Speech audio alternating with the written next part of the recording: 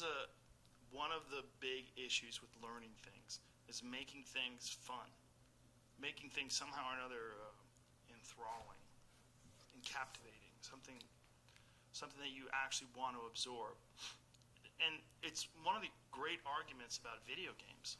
And that would be the best way to teach people things, to make some sort of interactive environment, especially virtual, where you could go there and experience it.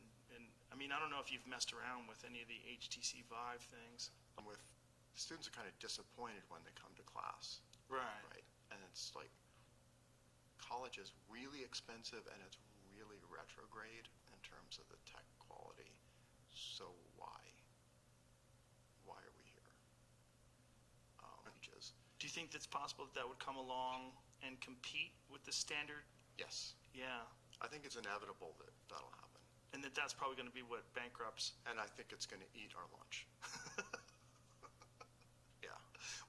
How do you feel about that, though, as a person who makes their living? I mean, also you write books, and I'd be happy to jump. and make the whole experience less flat.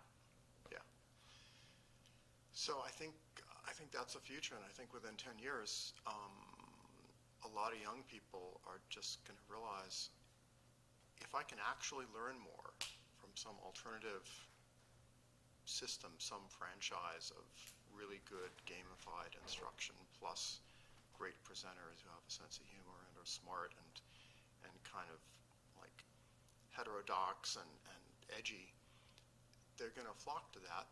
The main thing is that business, that franchise would have to provide a credential that actually separates them from people who don't have it and that predicts performance in companies or in the future, right?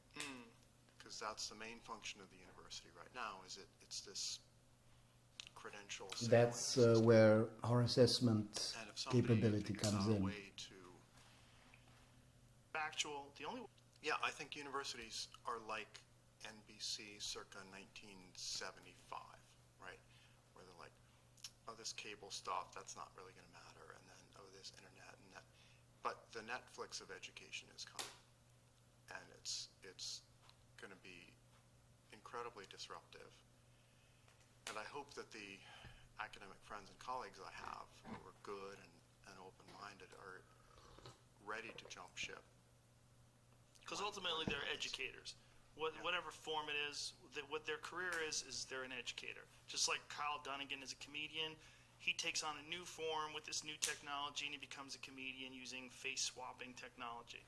Yeah. That these educators are going to recognize that the landscape has changed and there's got to be some sort of a new way of distributing information.